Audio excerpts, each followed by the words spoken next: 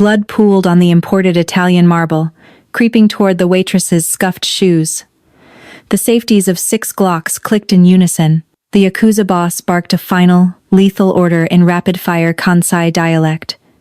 His American rivals just stared. So, she dropped her serving tray and answered him perfectly. The Sterling was the kind of Manhattan restaurant where fortunes were quietly transferred over plates of white truffle risotto and glasses of Macallan 18. Located just a block away from the Waldorf Astoria on Lexington Avenue, the 3 Michelin star establishment was a neutral ground for the city's elite, politicians, Wall Street titans, and, occasionally, the ghosts of the global underworld. Isabella hated the VIP room. It was a suffocating, soundproofed enclave paneled in dark mahogany, where the air always felt 10 degrees colder. She was 24, exhausted, and carrying a secret that she thought she had left behind 10,000 miles away.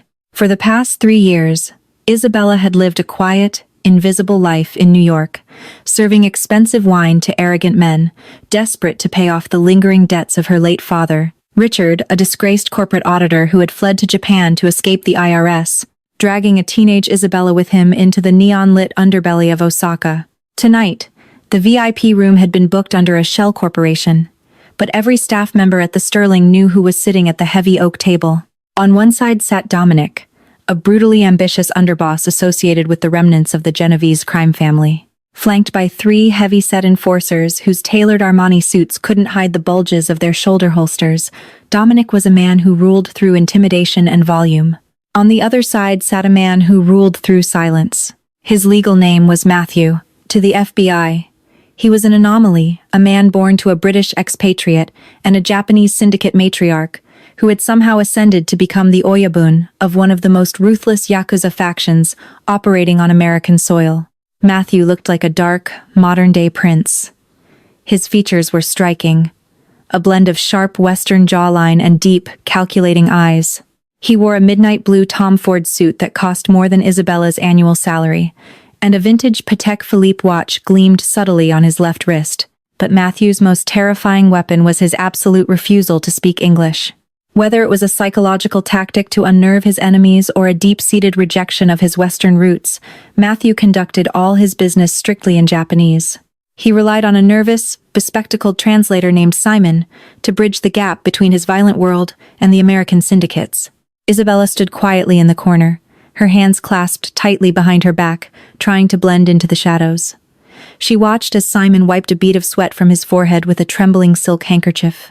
The tension in the room was thick enough to choke on. They were negotiating the division of the city's underground gambling ports, and Dominic was losing his patience. "Tell your boss," Dominic sneered, stabbing a thick finger into the table.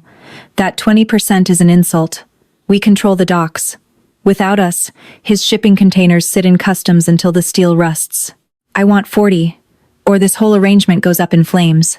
Simon swallowed hard, his face pale. He turned to Matthew and began to translate into Japanese. Isabella, listening from her invisible corner, couldn't help but cringe inwardly. Simon's Japanese was textbook, rigid, and polite, completely devoid of the nuanced, dangerous weight of the criminal underworld. He sounded like a tourist asking for directions, not a mob translator delivering an ultimatum. Matthew listened, his expression utterly impassive. He slowly picked up his crystal glass of sparkling water, taking a deliberate sip. When he finally spoke, his voice was a low, resonant baritone that sent an involuntary shiver down Isabella's spine. He spoke in a thick, rolling Osaka dialect, gritty, aggressive, and laden with Yakuza slang that no university textbook ever taught. "Tell this bloated pig that the docks belong to whoever has the guns to hold them. 20% is a gift for his survival. If he asks for 40 again, I will have his tongue mailed to his mother." Isabella's breath caught in her throat. She knew exactly what he had said. She had spent a decade surviving in the hostess clubs of Osaka, forced to pour drinks for men just like Matthew to keep her father's kneecaps intact. She knew the cadence of violence intimately. Simon, however, looked terrified. He cleared his throat and turned back to Dominic. "Mr. Matthew says, he says that 20% is a fair offer, and he hopes you will accept it for the sake of mutual survival." It was a terrible translation. It softened the blade of Matthew's words into a plastic spoon. Matthew's sharp gaze snapped toward Simon. He knew enough English to realize his translator had just neutered his threat. A dark, dangerous shadow passed over Matthew's eyes. He leaned back in his chair, tapping his index finger against the armrest. Before Matthew could correct the mistake, Simon gasped. The translator suddenly clawed at his own throat, his eyes bulging. The crystal glass of water he had been drinking from slipped from his fingers, shattering on the imported Italian marble floor. Simon collapsed forward, his head cracking against the oak table before he slid off his chair, hitting the floor in violent, spasming convulsions. Isabella froze. Cyanide? Fentanyl? Someone had poisoned the water carafe, but the carafe was placed directly between Matthew and Simon. The poison was likely meant for the Yakuza boss. Chaos erupted in the VIP room. Dominic kicked his chair back, his face twisting into a mask of pure rage. Thinking this was an assassination attempt or a setup, he reached into his jacket. The distinct, terrifying metallic sound of a Beretta 92 FS being drawn echoed against the soundproof walls. Instantly, Dominic's 3 men drew their weapons, pointing them directly at Matthew and his crew. On the other side of the table, Matthew's right-hand man, a towering, heavily tattooed enforcer named Levi, moved with terrifying speed. In a fraction of a second, Levi had a suppressed Glock, leveled right between Dominic's eyes. "Nobody moves!" Dominic roared, his gun aimed squarely at Matthew's chest. "You think you can set me up in my own city? You think you can poison your own guy to start a war?" Matthew did not flinch. He did not raise his hands. He simply sat there, staring at Dominic with eyes as cold and lifeless as an Arctic ocean. He slowly raised his left hand, holding up his palm to stop Levi from pulling the trigger. Then, Matthew spoke. His voice cut through the shouting like a physical blade. He barked a command in rapid, furious Japanese. "Drop the gun in 3 seconds, or the snipers across the street will paint this beautiful wall with your brains." 3. Dominic's face turned red. "What is he saying?" "Speak English, you arrogant son of a bitch. Tell your dog to put the gun down." Matthew did not blink. 2. Isabella was pinned against the serving cart. Her heart hammered against her ribs like a trapped bird. She looked past Dominic's shoulder and saw a tiny, faint red laser dot hovering perfectly over Dominic's left temple, originating from the high-rise office building across Lexington Avenue. Matthew wasn't bluffing. He had a kill squad outside. If Dominic didn't drop the gun in the next 2 seconds, his head would explode. But Dominic didn't know that. He didn't understand the language. And when the snipers fired, Dominic's men would instantly open fire on Matthew, catching Isabella right in the crossfire of a Mafia bloodbath. She had promised herself she would never go back to that world. She had sworn to leave the trauma of Japan behind. But the blood pooling from Simon's mouth was already creeping toward her scuffed waitress shoes. "1," Matthew said, his eyes narrowing as he prepared for the slaughter. "Wait!" The word tore out of Isabella's throat before she could stop herself. 6 guns instantly snapped in her direction. Dominic looked at her like she had lost her mind. Levi's finger tightened on his trigger. But Matthew's gaze simply slid toward her, his dark eyes locking onto hers with sudden, piercing intensity. Isabella stepped away from the cart, ignoring the muzzles of the handguns pointed at her chest. She looked directly at Dominic, her voice trembling but miraculously clear. "Dominic," she said, switching rapidly to flawless English. "He said you have exactly 1 second to drop your gun, or the sniper aiming at your left temple is going to kill you." Dominic froze. His eyes darted nervously, trying to look at his own forehead. Without missing a beat, Isabella turned her body completely toward Matthew. She bowed her head slightly, not a full submissive bow, but the exact, precise inclination required by Yakuza protocol when a civilian interrupts an oyabun. When she spoke, the air in the room seemed to evaporate. She didn't use the polite, textbook Japanese that Simon had used. She used Keigo, the deeply respectful, honorific language, but laced it perfectly with the harsh, guttural intonations of the Kansai underworld. It was a dialect that only someone who had bled in the trenches of the Japanese Mafia could possibly master. "Forgive my absolute insolence for speaking out of turn, boss," Isabella said in Fluent, commanding Japanese, her voice dropping an octave to match the gravity of the room. "But your translator softened your words earlier. Dominic did not understand your warning. He believes you poisoned your own man. If you kill him now, it is a messy misunderstanding, not a display of power. Let him lower his weapon." Total silence descended upon the VIP room. Matthew stared at the 24-year-old waitress in the crumpled uniform. For the first time all evening, the impassive, terrifying mask of the Mafia boss cracked. Genuine, unfiltered shock flickered across his face. He analyzed her. He heard the perfect Osaka accent. He heard the specific underworld slang words she could not possibly have learned from a language app or a university class. Matthew leaned forward, his eyes practically burning holes into her. He decided to test her. He fired back a response in an even thicker, almost impenetrable regional slang, speaking so fast it was essentially a verbal cipher. "And what makes you think I care about a misunderstanding, little bird?" Blood washes away misunderstandings easily enough. Isabella didn't flinch. She met his gaze, her survival instincts from her teenage years roaring back to life. She replied with the same rapid-fire speed, her tone respectful but completely unwavering. "Because shooting a dog in the street is easy, boss. But doing it in a 3-star restaurant when the police are a block away is bad for business. You are a businessman. Let him drop the gun." A tense, agonizing second ticked by. Then, incredibly, the corner of Matthew's mouth twitched upward into a ghost of a smirk. He raised his hand and snapped his fingers once. Instantly, Levi lowered his Glock. Across the street, the faint red laser dot vanished from Dominic's temple. Matthew looked at Dominic and, for the first time that night, spoke in heavily accented but perfectly understandable English. "My snipers are standing down. Lower your weapon, Dominic. We have a rat in the kitchen who poisoned my man." Dominic, breathing heavily, slowly lowered his Beretta. He wiped the sweat from his face, looking from Matthew to the dead translator, and finally to the pale waitress standing between them. "We're done for tonight," Dominic growled, motioning to his men. "We'll renegotiate when your house is in order, Matthew." As the American mobsters hastily backed out of the VIP room, leaving the tension suffocatingly thick in their wake, Matthew did not watch them leave. His dark, hypnotic eyes were entirely fixed on Isabella. Levi stepped forward, looking down at Simon's lifeless body, then back at his boss. "What do we do with her, boss?" Levi asked in Japanese, glaring at Isabella suspiciously. "She knows too much. She speaks the tongue." Matthew stood up from the table. He was well over 6 feet tall, and his presence was overwhelmingly dominant as he slowly walked around the shattered glass and the dead body, stopping mere inches from Isabella.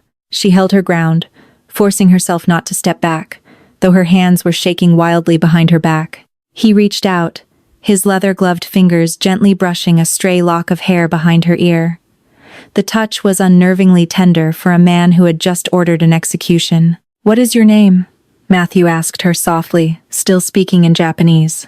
"Isabella," she whispered back in English. Matthew smiled, a dangerous, possessive smile. "Pack up your locker, Isabella. You just promoted yourself. You belong to the syndicate now." Isabella didn't have a choice. 10 minutes after Simon's body was unceremoniously rolled into a service elevator by Matthew's cleaners, she found herself shoved into the back of a bulletproof Mercedes-Maybach S680. The plush leather smelled of expensive cedar and cordite. Matthew sat beside her as the luxury sedan glided silently down Park Avenue, the neon reflections of the New York skyline bleeding across the tinted windows. The glass partition separating them from the driver, and Levi was raised. In the dim light, Matthew poured 2 fingers of Yamazaki, 5-year-old whiskey, into a crystal tumbler from the car's console. He offered it to her. Her hands were shaking so badly she almost spilled it. She took a burning swallow, the liquid fire grounding her racing pulse. "You speak the gutter slang of the Shinsekai district," Matthew observed, his English flawless, devoid of the heavy accent he had faked in the restaurant. The revelation made Isabella's stomach drop. He had played Dominic completely. Where did a white girl from Manhattan learn to speak like a hardened enforcer of the Kobe syndicates? Isabella stared into her glass. Lying to a man who commanded snipers was a death sentence. "My father, Richard," she said softly. "He was a forensic accountant for a hedge fund. He stole $3 million, panicked, and fled to Osaka to hide. He didn't realize the men laundering money through his firm were connected to the Yakuza. Matthew's dark eyes narrowed, a glint of recognition flashing in the shadows. Richard the auditor. The man who bled in the basement of the Grand Front Osaka. He owed my uncle a great deal of money. Isabella flinched at the memory. They took it out on him, and when he died, the debt fell to me. I spent 6 years working in the underground hostess clubs of Dotonbori, pouring drinks for men who smelled of blood and cheap cologne, translating their deals, keeping my head down until I finally paid off enough to buy a fake passport and escape to New York. She looked up, her gaze hardening. I paid my family's blood debt, Matthew. I am not stepping back into that life. Let me out of this car. Matthew leaned closer. The scent of sandalwood and danger enveloped her. He reached out, his thumb gently tracing the line of her jaw, a terrifyingly intimate gesture that made her breath hitch.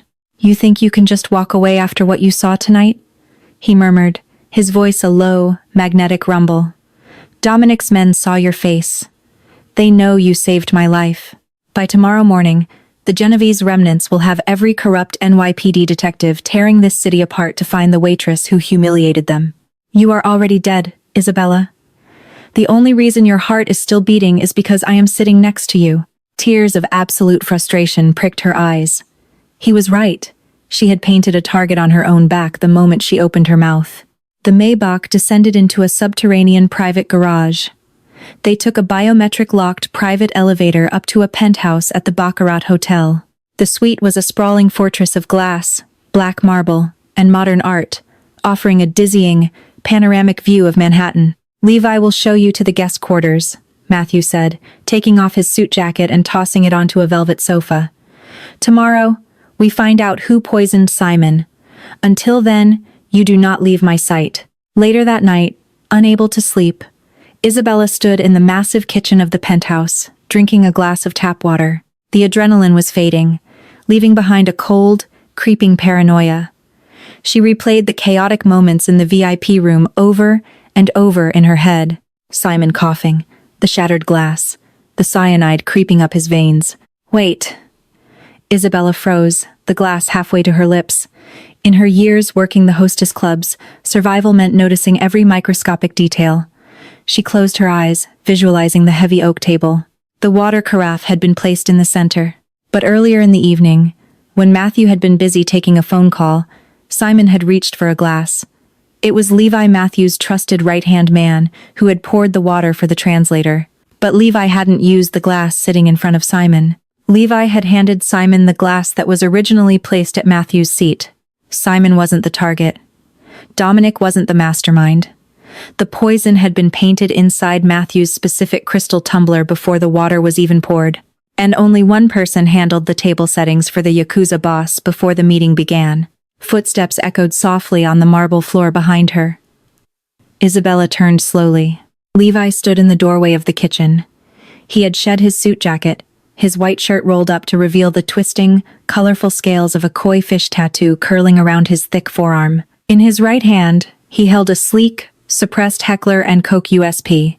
You're a very smart girl, Isabella, Levi said in Japanese, his face an emotionless mask of impending violence. But smart girls who talk too much usually end up at the bottom of the Hudson River. It was you, Isabella whispered, backing away slowly until her spine hit the cold steel of the Sub-Zero refrigerator. You poisoned the glass. You were trying to kill Matthew and frame Dominic's crew for the assassination.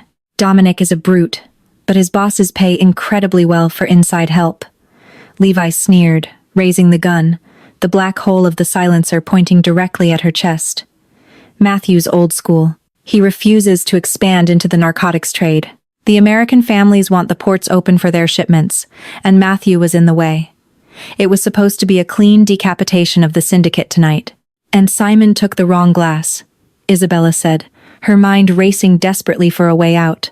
Simon was a sweaty, nervous pig who reached for the boss's drink out of habit.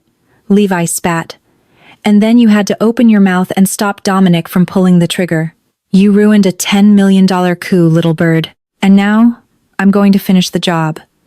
When Matthew runs in here to see what the noise is, I'll put a bullet in his head and tell the syndicate the Americans sent an assassin. Levi's finger tightened on the trigger. Isabella didn't think. Instinct, forged in the violent alleys of Osaka, took over. She hurled the heavy glass of water in her hand directly at Levi's face. The glass shattered against his forehead just as the suppressed gun gave a dull phut. The bullet shattered the tile inches from Isabella's ear, raining ceramic shrapnel over her shoulder. Levi cursed, stumbling back and swiping bloody water from his eyes. Isabella lunged sideways, diving behind the massive marble kitchen island just as a second bullet chewed through the mahogany cabinetry where she had just been standing. "Matthew!" she screamed at the top of her lungs. Levi vaulted over the counter with terrifying agility, landing heavily on the other side. He grabbed Isabella by her hair, yanking her brutally to her feet. She gasped in pain, kicking frantically at his shins, but he was built like a tank. He jammed the hot muzzle of the gun under her chin, forcing her head up. "Scream all you want," Levi hissed. Suddenly, the kitchen doors burst open. Matthew stood there, perfectly still. He was unarmed, dressed only in his dark trousers and a crisp white undershirt, but the sheer, radiating aura of lethal intent pouring off him made the air in the room turn to ice. Levi panicked. He shifted his aim away from Isabella, pointing the gun at his boss. "Stay back, Matthew. It's over. The Americans already own half the capos back in Tokyo." Matthew didn't look at the gun. He looked directly into Isabella's terrified eyes. In that split second, an entire silent conversation passed between them. He saw her grip tightening on something she had grabbed from the counter during the struggle. "Now," Matthew commanded, in a sharp, quiet Japanese bark. Isabella drove the heavy, 6-inch steel corkscrew she had blindly snatched from the wine rack deep into Levi's thigh. Levi roared in agony, his leg buckling, his gun fired wildly into the ceiling. Before Levi could recover, Matthew crossed the room with the terrifying speed of a striking viper. He grabbed Levi's gun hand, twisting the wrist with a sickening crack of breaking bone. The gun clattered to the floor. In a fluid, merciless motion, Matthew drove his elbow into Levi's throat, crushing his windpipe, and swept his leg out from under him. Levi crashed to the floor, gasping horribly, clutching his ruined throat as blood bubbled past his lips. Matthew stood over his treacherous lieutenant, his breathing completely even. He stared down at Levi, his eyes devoid of any human warmth. He slowly picked up the suppressed handgun from the floor. He didn't say a word. He just pulled the trigger twice. The kitchen plunged into a deafening, ringing silence. The smell of copper and burnt powder filled the air. Isabella slid down the side of the cabinets, her knees finally giving out. She pulled her knees to her chest, trembling violently, staring at the growing pool of blood on the pristine white marble. The nightmare she had run halfway across the world to escape had just caught up to her in a Manhattan penthouse. Matthew slowly lowered the gun. He engaged the safety, placed it on the counter, and turned to her. The cold, ruthless Mafia boss vanished, replaced by something entirely different. He knelt on the floor in front of her, uncaring of the blood soaking into his tailored trousers. He gently took her shaking hands in his. His grip was firm, anchoring her to reality. "Look at me," he commanded softly. Isabella forced her eyes away from the body, meeting his intense, dark gaze. "The debt is erased, Isabella," Matthew said, his voice dropping to a rough, intimate whisper. He reached up, his knuckles brushing a streak of Levi's blood from her cheekbone. "Your father's sins are washed away. You owe the Kobe syndicate nothing." Tears finally spilled over her eyelashes. "Then let me go." Matthew's thumb traced her lower lip, his gaze dropping to her mouth before locking back onto her eyes. "I can't do that," he murmured. "You saved my life twice in one night. You speak my language, you understand my world, and you didn't freeze when the devil came to collect. You are the only person in this city who actually understands me." He leaned in, the proximity overwhelming, his breath warm against her skin. "I don't just need a translator, Isabella. I need a partner, a queen who can navigate the dark." Isabella looked at the blood on the floor, then at the man offering her the keys to an empire built on violence and loyalty. She had spent her entire life running, hiding, pretending to be a ghost. But looking at Matthew, she felt something ignite in her chest, a dark, undeniable thrill of power. She didn't pull away when he leaned down and pressed his lips to hers. It was a kiss sealed in blood and gunpowder, dangerous and absolute. The waitress was dead. The queen had arrived. The Italian marble of the sterling was a lifetime ago. Isabella no longer poured Macallan for arrogant men who looked right through her. Now, she sat at the head of the table, wrapped in Matthew's protective shadow, a queen in a world built on blood and loyalty. She had translated a threat into a truce, and in the process, rewritten her own fate in the language of survival.